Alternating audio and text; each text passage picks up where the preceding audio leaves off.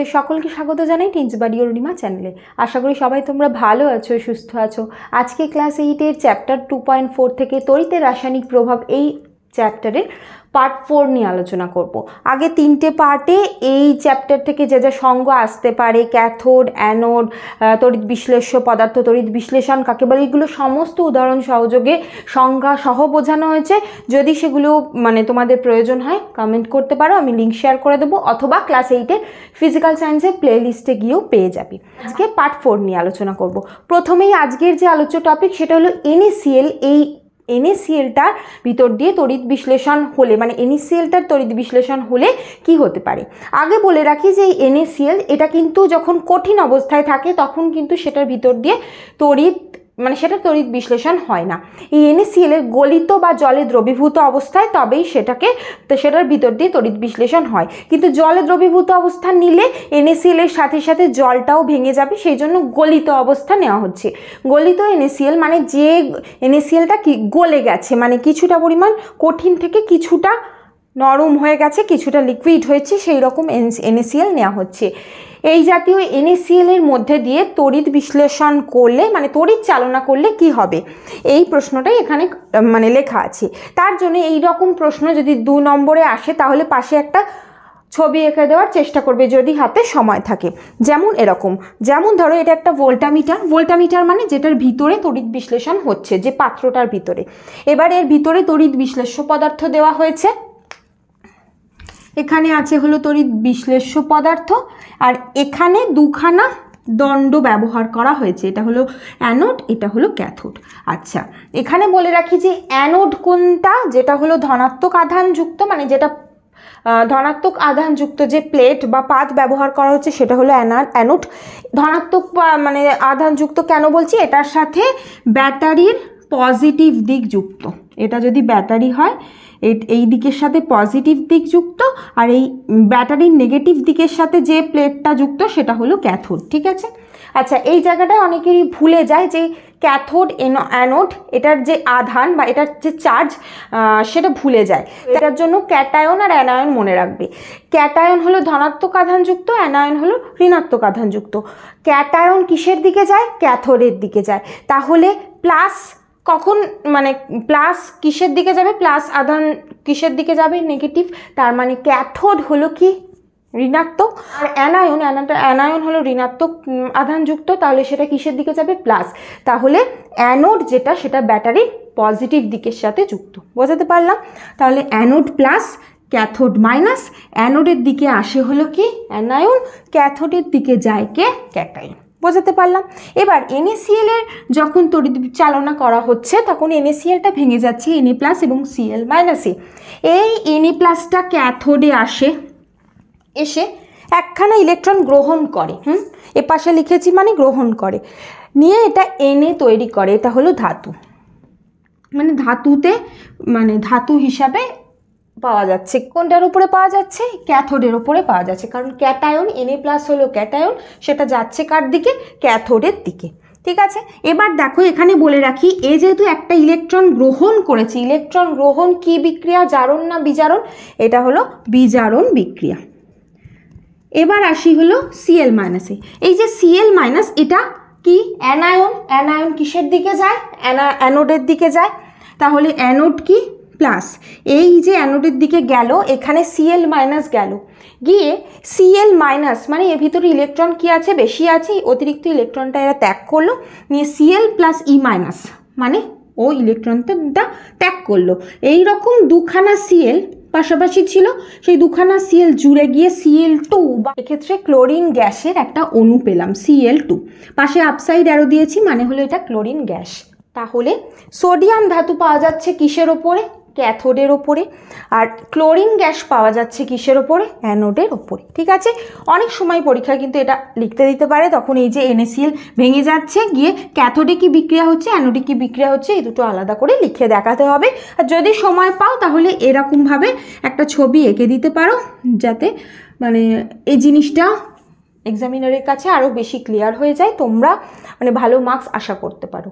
এবার তোমাদের পরীক্ষায় যদি NaClটা না দিয়ে তাই হলো ক্যালসিয়াম ক্লোরাইড ক্লোরাইডের গলিত ক্যালসিয়াম ক্লোরাইডের ভিতর দিয়ে তড়িৎ চালনা করলে কি হবে।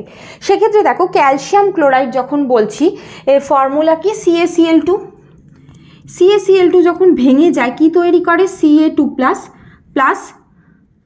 Cl minus 2Cl minus 2Cl মানে কেন লিখলাম, এখানে CaCl2 ছিল, দুখানা ক্লোরিন ছিল, তো সেইটাই এখানে মানে তোমার এখানে Cl2টা ভেঙে গিয়ে 2Cl হয়ে গেছে। ঠিক আছে, এখানে মানে Clটা তো দুখানা আছে, সেইটাই এখানে এরমভাবে লিখেছি। এবার দেখো একইভাবে ভোল্টামিটারের মধ্যে আমরা গলিত CaCl2 নিচ্ছি। আচ্ছা, এটা কিন্তু অবশ্যই গলিত এই কথাটা লিখতে হবে। ঠিক আছে, এবার দেখো তাহলে কি বলেছি, ক্যাটায়ন এবং অ্যানায়ন। এটা কি ক্যাটায়ন, ক্লোরিন কি অ্যানায়ন। ক্যাটায়ন কিসের দিকে যায় ক্যাথোডে, তাহলে ক্যাথোডের দিকে চলে আসবে কি ক্যালসিয়াম Ca2 প্লাস। ক্যাথোডে এসেও কি করবে, ওর ভিতরে কি আছে দেখো, ওর ভিতরে প্রোটন বেশি মানে ইলেকট্রন কম, তাহলে ও এসে ইলেকট্রন দুখানা ইলেকট্রন গ্রহণ করবে। কেন দুখানা, কারণ দুখানা প্রোটন এখানে বেশি 2+, সেজন্য দুখানা ইলেকট্রনও গ্রহণ করলো, নিয়ে Ca ধাতুতে পরিণত হলো। এক্ষেত্রে যেহেতু ইলেকট্রন গ্রহণ করলো তাই এটা কি বিক্রিয়া, বিজারণ বিক্রিয়া। এবার অ্যানোডে আসি। অ্যানায়ন কিসের দিকে যাবে অ্যানোডে, এসে কি করবে, এখানে 2Cl মাইনাস ছিল, সেখান থেকে মাইনাসটা মানে অতিরিক্ত এর ভেতরে যে ইলেকট্রন আছে সেটা ছেড়ে দেবে, 2Cl হবে প্লাস দুখানা ইলেকট্রন ছেড়ে দিল। এবার কি হলো, এই যে দুখানা Cl এটা গিয়ে Cl2 বা ক্লোরিন গ্যাস তৈরি করলো। যেহেতু এটা গ্যাস তাই পাশে আপসাইড অ্যারো দিলাম, বোঝাতে পারলাম। ঠিক একই রকম সোডিয়ামের মতো, যেহেতু ক্যালসিয়ামের মানে ক্যালসিয়াম Ca2+ এর আধানের চার্জ 2, মানে সেই কারণে এটা কি করলো দুখানা ইলেকট্রন গ্রহণ করছে, বোঝাতে পারলাম। একইভাবে যদি এই প্রশ্নতেই এখানে MgCl2 দেয়, ঠিক আছে, মানে গলিত MgCl2-র মধ্যে দিয়ে উপযুক্ত তড়িৎদ্বার ব্যবহার করে তড়িৎ চালনা করলে কি হবে, একইভাবে এখানে MgCl2টা লিখবে। MgCl2 কিভাবে ভেঙে যাবে, Mg2+ প্লাস 2Cl মাইনাস।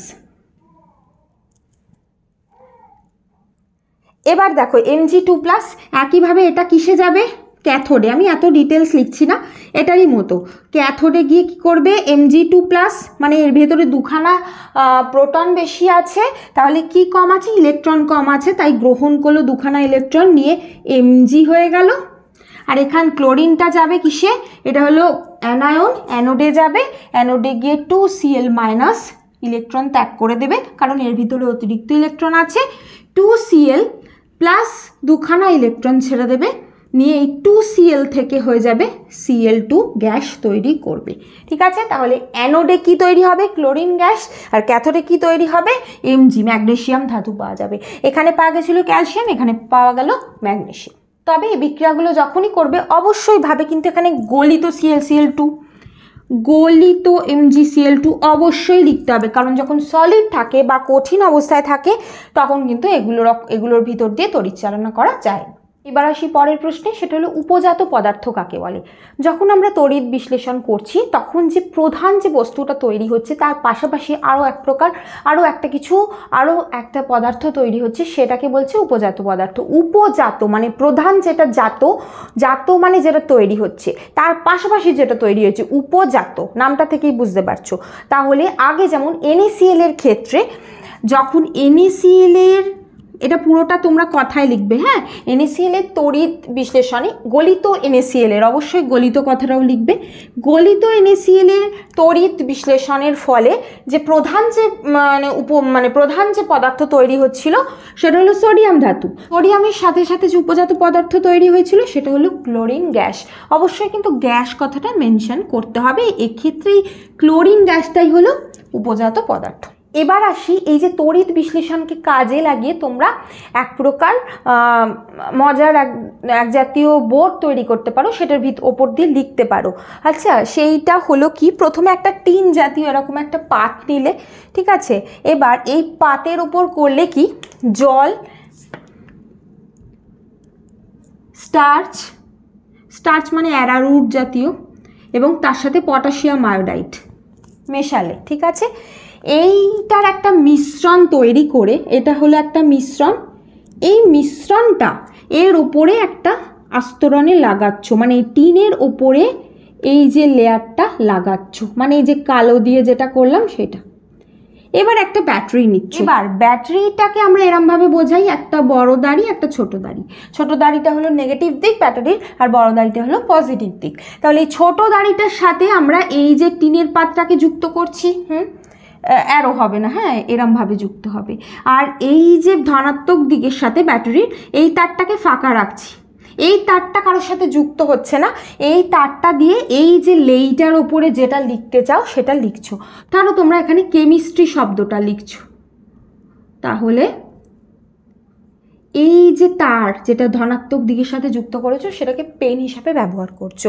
এবার এক্ষেত্রে যে লেখাটা কিভাবে পড়ছে, এখানে দেখো কেআই ব্যবহার করা হয়েছে, পটাশিয়াম আয়োডাইড। এক্ষেত্রে এই স্টার্চের সাথে কেআই এর মানে বিক্রিয়ার ফলে এখানে আয়োডিনটা জমা হতে থাকছে এবং তার ফলে কিন্তু এখানে লেখাটা ফুটে উঠছে। এটা তড়িৎ বিশ্লেষণকে ব্যবহার করে এরকম মানে বোর্ড তৈরি করা যায়। এটাকে হলো রসায়ন বোর্ড বলা হচ্ছে। এক্ষেত্রে মানে বিক্রিয়া হচ্ছে এবং তার ফলে আমরা লিখতে পাচ্ছি। আশা করি তোমরা বুঝতে পেরেছো। পরের পর্বে এই যে তড়িৎ বিশ্লেষণের যে ব্যবহার এবং গ্যালভানাইজেশন এর ব্যবহারটাই প্রধানত নিয়ে আলোচনা হবে এবং আশা করছি চ্যাপ্টারটা শেষ হয়ে যাবে। যদি কোনো প্রশ্ন থাকে কমেন্ট করে, তোমরা এই ভিডিওটাকে লাইক করো, বেশি বেশি করে শেয়ার করে দিয়ে সাবস্ক্রাইব করো। Thank you.